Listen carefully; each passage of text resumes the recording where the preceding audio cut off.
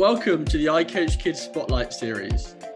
We'll be joined by world-leading coaches, researchers and practitioners sharing their expert insights. All of these insights are to help us in our mission to champion sport policy, education and practice that puts kids first. Be sure to join us at ICOACHKIDS.org to learn, coach and connect. So let's dive in.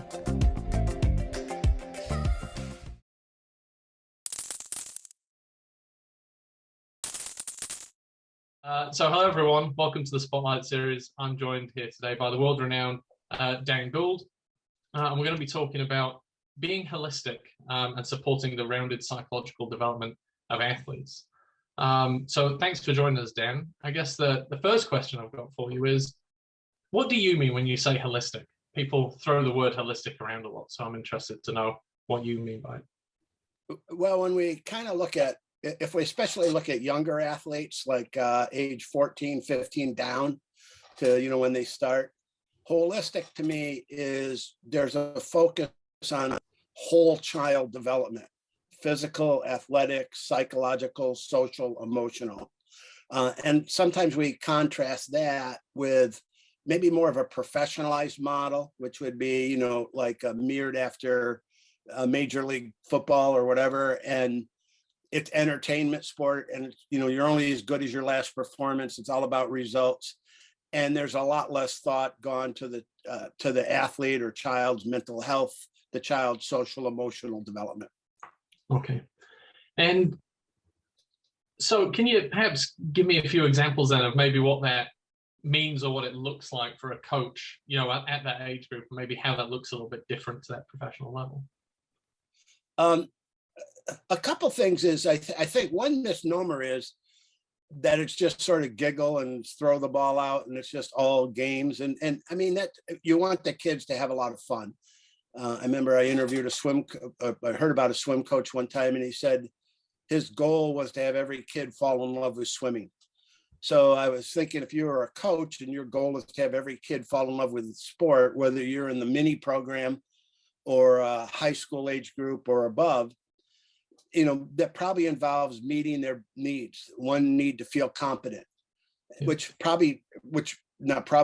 does relate back to skill development. I'm going to teach the child, if we take the swimming example, to improve their swimming, to improve their strokes, improve their time. But I'm also going to have fun. So when they're done with their sets in the pool, they'll, do that squirting water at each other, and we'll tell jokes, we'll kid around. And those type of things. I'm also concerned with how sport, if it's a travel team, which we have in the US, is relating to their school. Are they missing school for sport? Are they keeping up with their studies or not getting enough sleep? So I'm really concerned, and not pressuring the child. In other words, there's some basic values, that you're trying to teach. If you do it, do you well, respect adults, have good character, those type of things. But in the terms of like, you've got to perform well because we spent all the money on this, or you got to perform well because they said you could be really good. Yep. You wait on that stuff till later, and Okay. Probably not even appropriate later in the way I said it. Okay.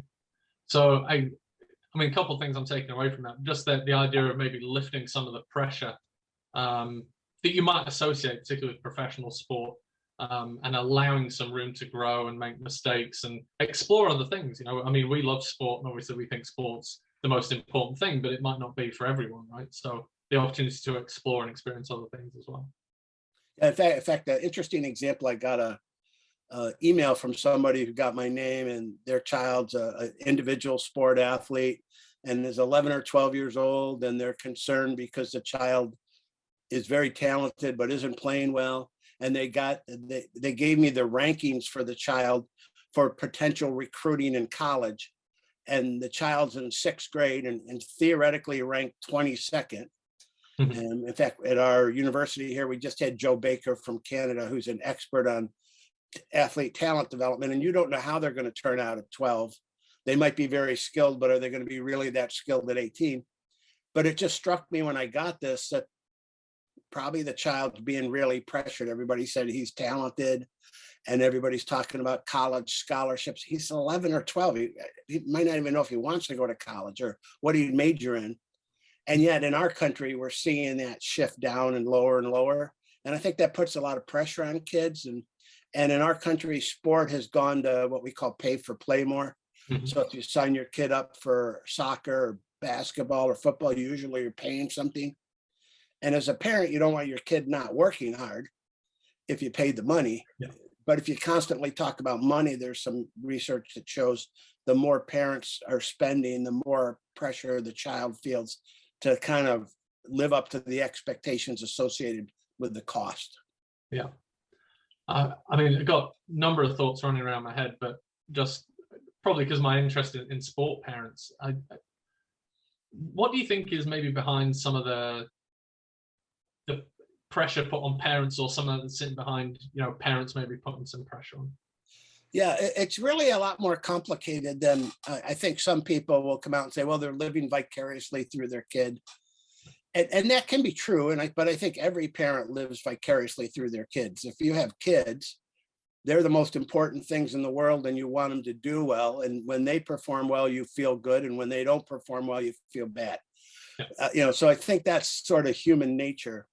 But what happens, I think, now is Jay Coakley, a sports sociologist, at one time talked about, which I always thought was kind of brilliant, that parents today, you're rewarded by your child's success, and that builds your esteem as a parent. So if your child makes the British Olympic team in a sport, you must be an extra good parent. And then if your child doesn't make it, there must be something wrong with you. So parents suddenly pick up that if my child makes it to Oxford, then I'm a really good parent, versus if they don't. And we know parents have an influence and some things, but some of it's genetic, some of it's luck, some of it's other things. So, but I think parents sort of subtly and sometimes almost subconsciously, your esteem as a parent gets associated with your child's successes. Yep. And then you sort of get hooked on the success because everybody tells you what a good parent you are. So Ian did really good in that swim competition this weekend. And the other parents are telling your parents, wow, your Ian's doing so well. He's so good. And you're starting to walk a little taller as a parent. And, then you get sort of sucked into that. Yep. So I guess, given this is with a little bit of a coaching focus, what some of the things that maybe coaches can do to help parents manage that? Yeah, it's a great question. For me, the first thing to do is parent education. We talk a lot about it. Starts when the child enters sport. So the first time they come out, even if it's a play program or a recreation program, we might talk to the parents about things they can do at home in the backyard with their child, so they develop good physical literacy, good basic fundamental skills, the importance of having fun with their kids, those type of things. But then when the kids are starting to compete a little bit, I think talking to parents about holistic child development. My goals for your child is to improve their athletic skills, but to more importantly, feel competent physically. Yep. Most aren't going to be Olympians, but most want to be healthy their life. And if they fall in love with physical activity, that's going to be a good thing. I want them to develop good social skills, be polite, good sportsmanship, integrity. So a lot of coaches would say that, but then don't follow through, but kind of follow up and give parents some feedback. I think a big one is not all coaches are good, even though I love coaches and my whole career is focused on helping coaches. We know there's not every coach is great. And what should a parent do if they don't get a good coach or they disagree with what the coach is doing? So we always tell coaches that you probably want to set up a good communication vehicle. So every season, here's when you should contact me if you have questions.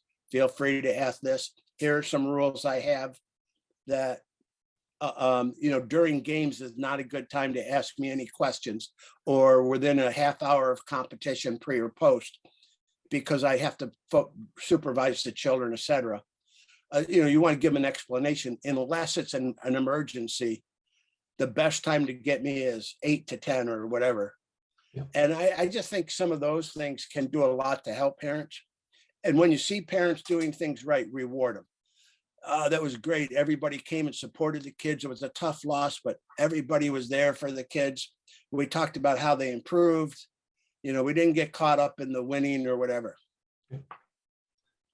Right. And just reflecting on some of the things you've said, I hate to bring it back to values, because values, I think, is sometimes a bit of a difficult term for people to latch onto. But I guess an understanding of some of the things you spoke about before about it, holistic development being about, rounded child development and speaking to the whole child and some of those things. And then being able to set out your stall as a coach as to the things you just spoke about, you might want to work on, about manners, about schooling and some of those other things.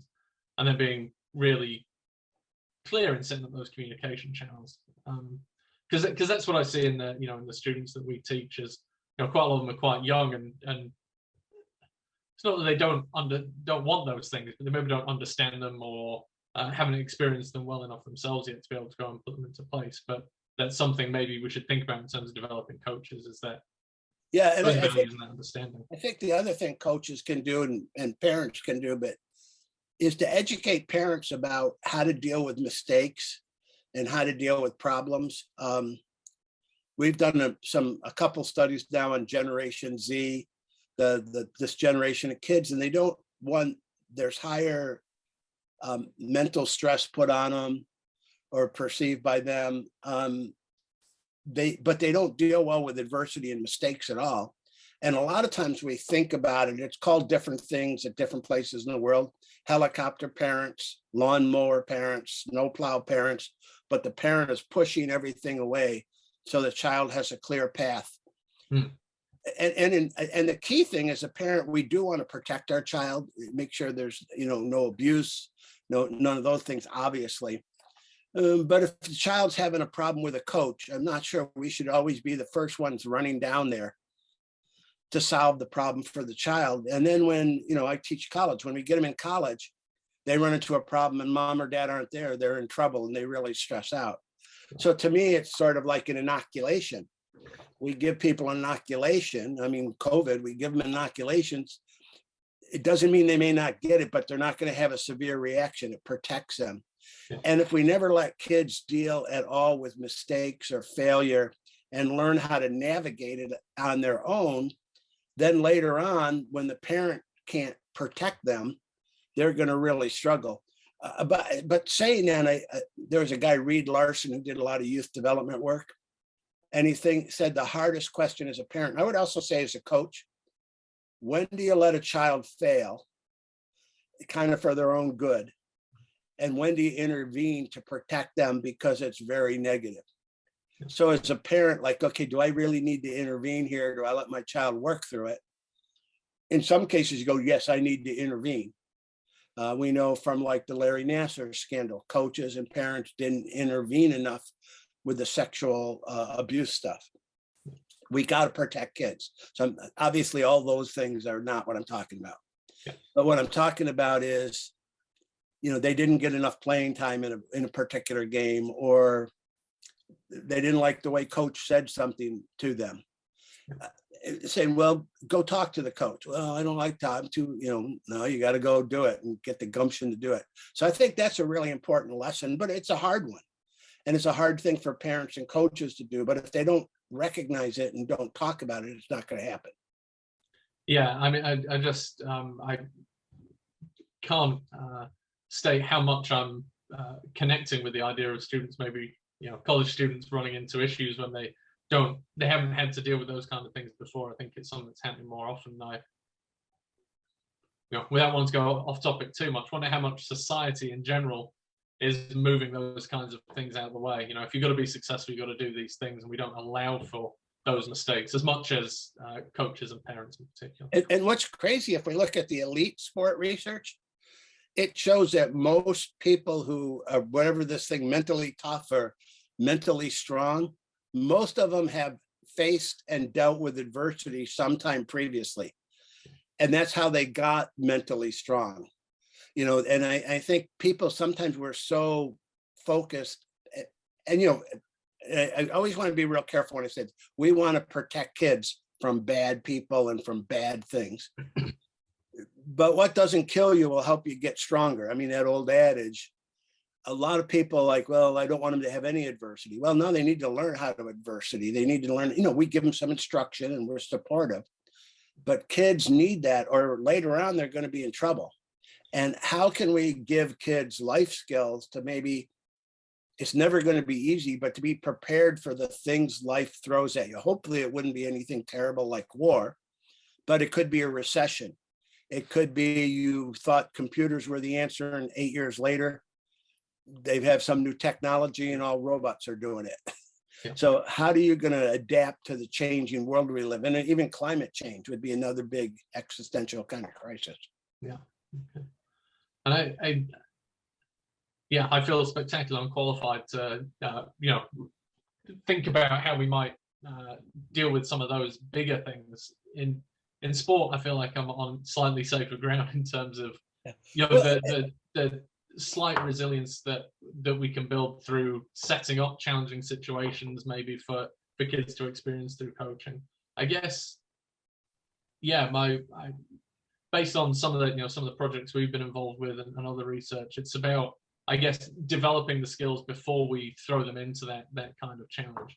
Yeah, actually, I think, I gave that swimming example a few minutes ago. I taught swimming. I know you've got a background in swimming. We don't throw kids in the deep end to see how they do. We teach them how to put their face in the water. We teach them how to float. We do some things, but every kid's got to go into the scary deep end sooner or later. Yes. And, we got to give them the skills to do that. And so a lot of this to me is, I'm a realist too. Sport isn't going to save the world. I love sport. It's the most important thing in a lot of my world. But, it's not going to fix a climate change. It's not going to fix world peace, But the flip side of it is, we just did a study of actually people I went to school with, of what they felt sport taught them that they used over 50 years. And they all felt lessons like teamwork and learning how to work with people transferred to their life in business, learning how to deal with adversity and stress, not like a magic, well, I did it just like when I was in basketball, but I'm in a business and my company gets taken over and I'm kind of panicking. Then I remember back in sport when I had to make the shot and I kind of panicked, then I kind of worked through it. And then I kind of figured out. So I think we can do a lot to help develop people, along with the arts, school in general, parents in general. I mean, the society has to be behind this, but sport can play an important role, and it certainly can also be a negative. Yeah. If we make kids uptight, we don't give them good self-regulation skills, that's not going to prepare them for much. If they can't do it in sport, will they be able to do it somewhere else? Yeah, absolutely. It's a bit of a change of track, but I just, in the back of my mind, I'm wondering, not everyone necessarily feels the same way about holistic development, or at least they speak about it, but maybe don't have that same background or understanding in it.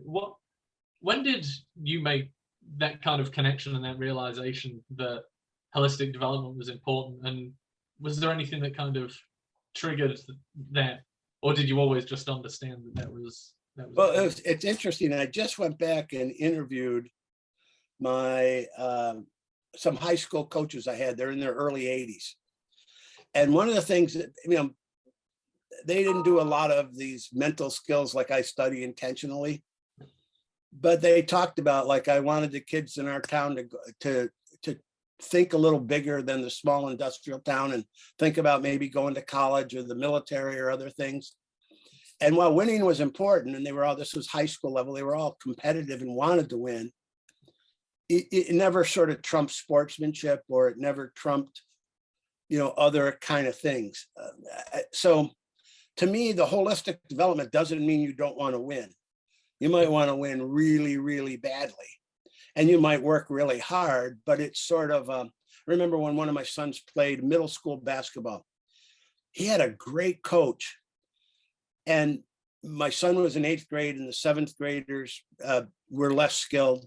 And my son goes to the start of these, and I don't even know why they're letting any of the 7th graders play, just us 8th graders should play, that will win more. And the coach had this knack of putting the younger kids in games, not just when it was one, but in all kinds of situations. And at the end of the year, those younger kids were contributing along with the older kids. So to me, it was been easy for him just to play all the older kids and never develop the younger kids, but they had a better team. So a lot of times you do the right thing, it's actually better for the team. But maybe it's sort of like impatience. I can win now or lay the foundation for later. And, sport, we keep score. You come home, they ask if you won, or, they usually don't ask you, well, did you build your self-esteem today? Did you, make new friends? So that's sort of part of sport. It just can't be the whole deal. For me, I think my high school coaches sort of established it. I did have a college coach, I think, who cheated a little, and that never sat well with me. It wasn't blatant, so I don't want to, but it was like he'd bend the rules, and sometimes I'm not sure this is how you're supposed to be doing this. So, and then over the years, I've seen it shift. However, I'd say in the last 20 years, as we've had more media, social media, televised sport, the professionalized model got really, we see the Manchester United or Chelsea, and then we dress our little kids up like those players. And then before we know it, we're treating them like the adults that they're not.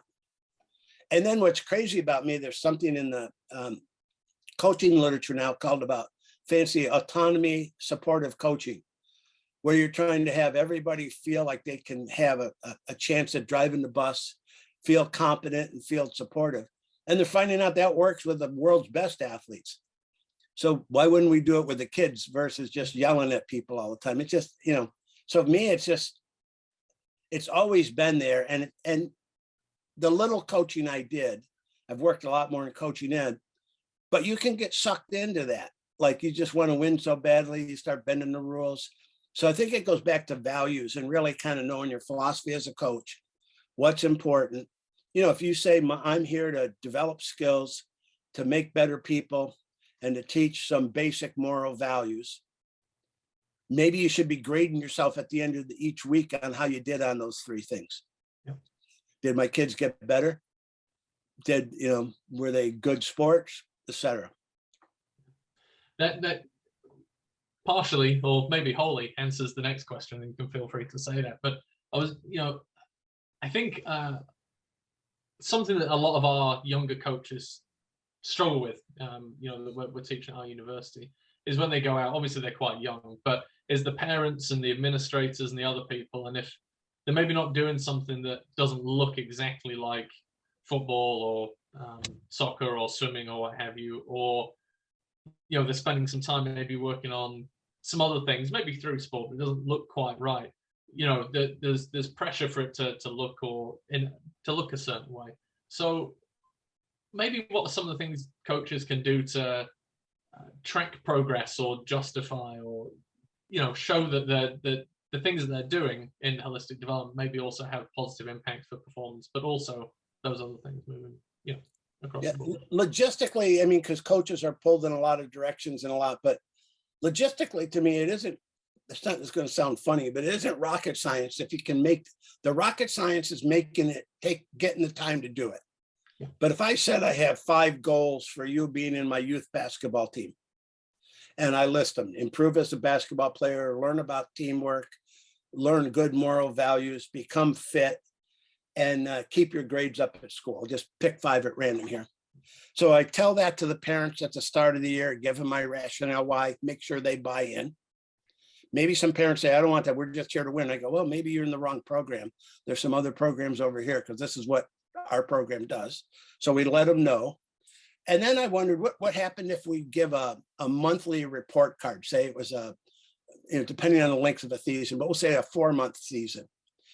Every 4th week, the parent gets sent home a sport report card that says how your kid did on those. And, to me, that would, and maybe it's on your website. Yeah. It's a little bit like if we were in advertising and I want, whether you buy something from Amazon or Google or whoever you buy stuff from, It's funny, if I look up like swimming goggles, I did that the other day. I needed to buy some swimming goggles. I've been getting like all kinds of emails about swimming goggles from all these stores I just looked on. Well, why do they do that? Because that's how you sell a lot of swimming goggles or cricket bats or whatever, rugby shirts. So if we're trying to get parents to follow the holistic, at the front end, we got to explain it to them, make sure they're bought in. Then we got to, live it. So I better be thinking every week as a coach, what did I do to achieve each of these 5 things? And then I got to be giving the players and the parents feedback on a regular basis. Yeah. To me, that would work pretty well. And again, in respect to coaches, the hard part is timing. If you're a volunteer coach, you have hardly enough time. Things are moving quickly. We're doing some work with a group called now Mojo. It's a private company, but they're doing a lot of like youth sport coaches. It's an app for your phone. And it will give you like a practice plan you could look at when you drive up to the field. It also like has your roster on it. And as you do things in practice, you can download practice plans. It has some artificial intelligence that will kind of say what went well with your team. And one of their applications is it will send something out to the parents after practice to get parent perspectives on how it went. And it sort of all loads it. To me, that's sort of the future. I'm not saying that is the only way to do it, but kind of processing, getting feedback. But it all starts, like you said before, with clarifying your goals. Yeah.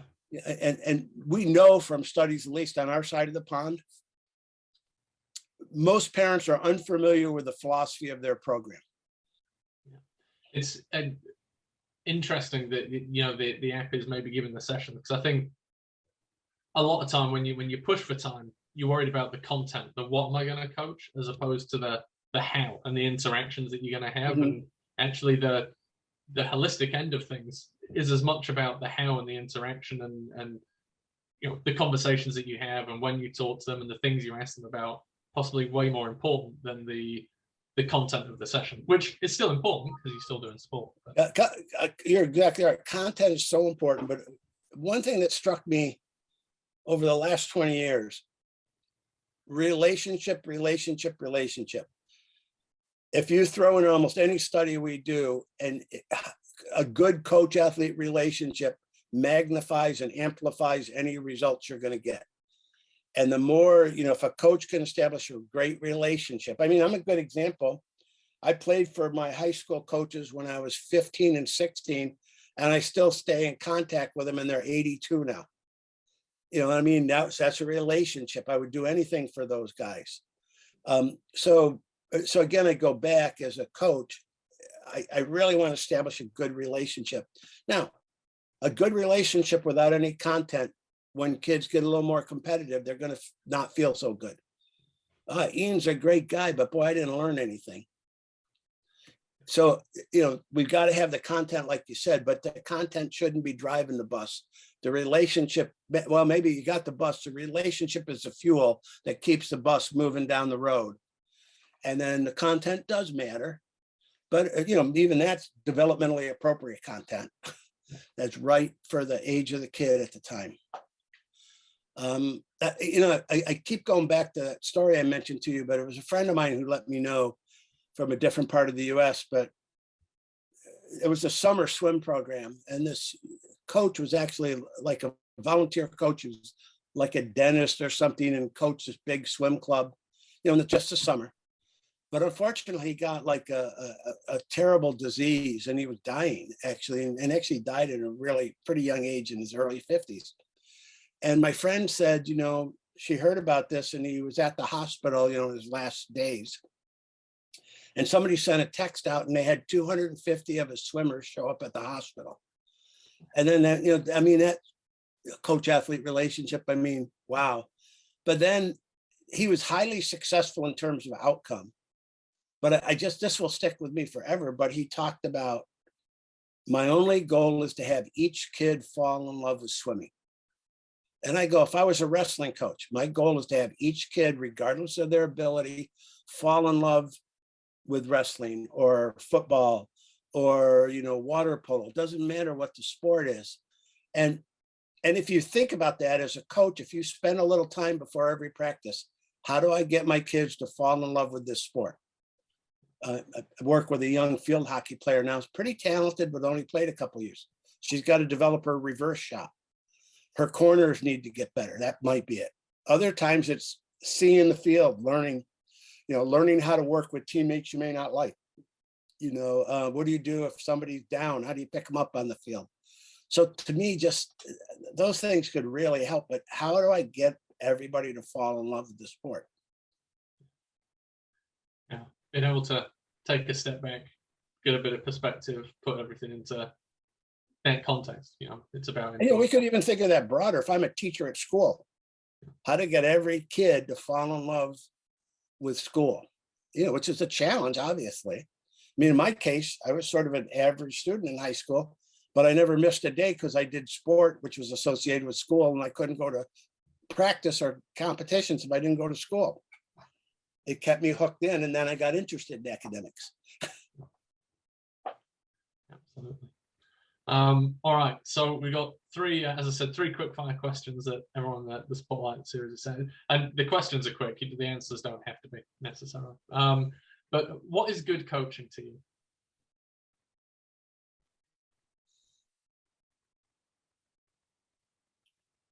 Good coaching is doing what you need to do to develop kids to their fullest. Well, actually, I take that back. Doing what you need to do to help develop kids to their fullest, because your ultimate goal is not to be needed. You want a kid to learn how to self-regulate. So I'm not coaching from tennis from the sidelines all the time, but they can independently play. So I think, what can I do to help that? And the other, I think, this is not a succinct answer, sorry, but it goes back to the goals. If I have 5 goals for my program, good coaching is figuring out, obviously ethical and appropriate ways to move the kid or kids to reach the goals that we've agreed upon and that I value, or I shouldn't be coaching in that program. Yeah, that makes a lot of sense. I was going to respond to something in there, but it's jumped out of my head as I'm trying to make sure I ask the next question properly. But what is one thing you would change about youth sport to make the experience better for kids?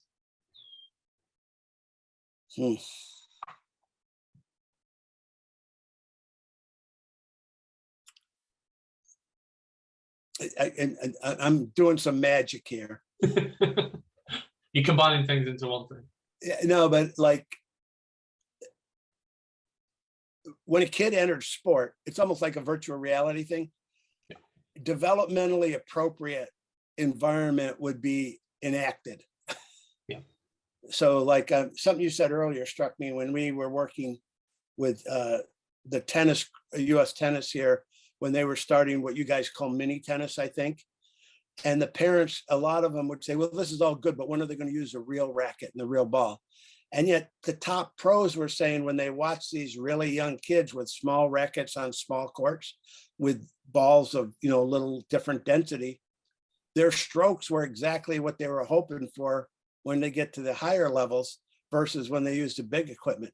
So if we could find ways for when kids enter sport, it was developmentally appropriate, scaled for them. And that would also take care of coaching. When you're a coach of 5-year-olds, the fire truck goes by, practice stops, and we all watch the fire truck. And over time, when you're a high school, it's a little different. When you're a professional, it's a little different. So to me, developmentally appropriate, environments. And do you? Well, I'm taking from the answer that that's maybe not always the case right now. Is that because we don't understand what developmentally appropriate looks like, or we're not helping coaches to understand what we do know about what is appropriate? First, it's getting better. I mean, a zillion years ago when I was young, there wasn't a basketball rim in the world that could be lowered to a developmentally appropriate age. Men and women played with a large ball. Kids didn't have appropriate size balls. Soccer now, we have a whole series of numbered balls for size. So we're doing better. But again, I think some of it's an awareness, like some of parents, when they're in the US system of mini tennis, the yellow ball, what you see at US Open, Wimbledon, we had a joke that the parents are rushing to the yellow ball, the red and the other balls that were developmentally appropriate. No, it's not real tennis. Or, like they actually did some things that were real fun. They had some like rackets made that were 5 feet long. So if you were 7, this would be like what an adult racket would look like. And they had adults play with these rackets because that's what it's like. So some of it, I think, is just awareness to get people. And also some of it's publicity to realize that you develop an elite athlete in stages, and you have to have the right things at the right time for that child. And over time, they'll develop if they're talented enough, et cetera. And again, if they're not as talented, they'll fall in love with the sport. And I'll play tennis my whole life recreationally. And if I'm really good, I turn into Andy Murray. It's sort of doing the right thing at the right time. So parents need to understand it. Then they also need to psychologically buy into it. And then club owners or venues need to provide that. And, it's funny in the tennis, when they were trying to get the US club owners, they're all businesses generally in the States. They bought into the idea best when somebody showed they could get 4 courts onto one traditional court, and they could get a lot more business. Because they're running a business. They got a lot of bills to pay, et cetera. So sometimes that's what clicked with them for why this mini tennis was the best thing for kids. So regardless of the sport, how do we sell people on that idea and then follow through on it? I don't know if I answered that enough, but hopefully it made sense. Yeah, it made perfect sense. And I'm being cautious not to ask too many additional questions on top, but I just, the thing that kind of jumped out from that answer is just thinking about how growth, maturation, development is non-linear, and so it's different for every kid as well. And sometimes, particularly for parents, that can, when we talked about the comparison earlier, that can be quite difficult as well, because why is so-and-so is on this, but my kid's not, or and that kind of thing. And I think coaches sometimes struggle to see that. They can see a height difference potentially, but they don't necessarily know what that means in terms of then individualizing or changing all the time. Yeah, they teach the tallest kids to be a center, and then growth and development wise, when they're 18 years old, they're not the tallest kid anymore, but they only know how to play a position that isn't appropriate. So I think development, it's hard for coaches. The kids changing, and you're trying to develop, and you've got to kind of teach to the mean, and you're trying to customize and individualize. So I don't want to say, the one thing I would change wouldn't necessarily be easy, but it's doable, and it really makes a difference. And what's ironic about this, like I can use the tennis, but if you're 84 or 90 playing tennis, you might go to a lower density ball. In the United States, I don't know if you have it in the UK, but that pickleball is really taken off. It's just like kind of like tennis, but a smaller court. And down in Florida, there's a friend of mine. They're in a club that has like 50 courts and big tournaments, but it's everybody who's retired, because you can't move like you could when you were 30. And so a smaller ball, different size court makes it fun. So to me, it's quite ironic that we're talking about kids sport, but a lot of the same principles will end up maybe being adapted later. When you're at the other end. So, sorry for interrupting. It's picking up. There's just been a club started here at Beckett for the staff. So okay. Absolutely. All right. Final quick fire question. What is the biggest difference in coaching since you got involved in coaching and research? The one that pops to my mind, and this is more youth sport coaching. A long time ago, when we started youth sport stuff 40 years ago, we'd tell coaches not to mess up kids' intrinsic motivation. So when kids come up, don't mess it up by yelling at them or other things. And that's still very appropriate today. But in our country, and I think Britain would be similar, we know there's physical literacy deficits. A lot of kids aren't outside playing. They don't come in with good fundamental motor skills. You know, if you can't walk and chew gum, when you take the field, soccer isn't going to be very fun. If you can't jump, hop, skip, etc. So to me, how, you know, as a coach now, you don't want to, let's just say you have 10 kids on your team. 7 of them may be pretty motivated and don't mess it up. You know, like I was saying, 3 of them might have been sent there from their parents because they're worried about their becoming obese or lack of physical activity, or you're a babysitter. Yeah. And then you have to switch to how do you motivate the unmotivated, and then wean them off that and go forward. That's a tough one. That's really, I've been thinking a lot about that the last few years. Yeah. That as a youth sport coach, you've got to do what we've always said, provide environments that will sustain kids' motivation. But you're also going to have some kids that you know, or ADHD or developmental deficits on a youth sport team. And how do we help them sort of individualize? And, you know, and it's tough, but I think that would be a big change. Yeah, absolutely. And I'm only speaking to the maybe physical development and fundamental motor skill development maybe not being the same, but spoke to a group of PE teachers in the last couple of weeks, and yeah, COVID has had a really big impact on kids, just as you said, fundamental motor skill abilities and physical literacy. And then, yeah, they don't enjoy PE as much and they don't want to do it. And that creates some real challenges when you've got a class of 25, 30 kids and trying to teach them all. I remember I talked a number of years ago at a conference, and a guy named Pans Gracie, he was a teacher educator, but he was talking about like tennis coaches, and you got a group of young kids coming. And he said, you know, the first thing you need to do as a coach before anything else is know how to manage kids. If you don't know how to line them up, I'm not saying we have long lines all the time, but if you don't know how to organize them, it's like chaos out there, versus you have a whistle, and when you blow the whistle, they all freeze. And then they come in, and I think sometimes we forget some of those things in youth sports. If I haven't coached before, and there's 15 kids out there and they're like bouncing off the walls, and I don't know how to bring them in and line them up, you know, again, with a whistle, I don't know if that's always appropriate, but I have some signal where they come in, you know, make it fun for them, but I've got to be able to organize them. I mean, and again, you've got 15 little beings that are going in different directions. And actually, sometimes I think we forget some of that. I just remember when he said that, you got to be able to manage groups. If you can't manage groups, you're toast.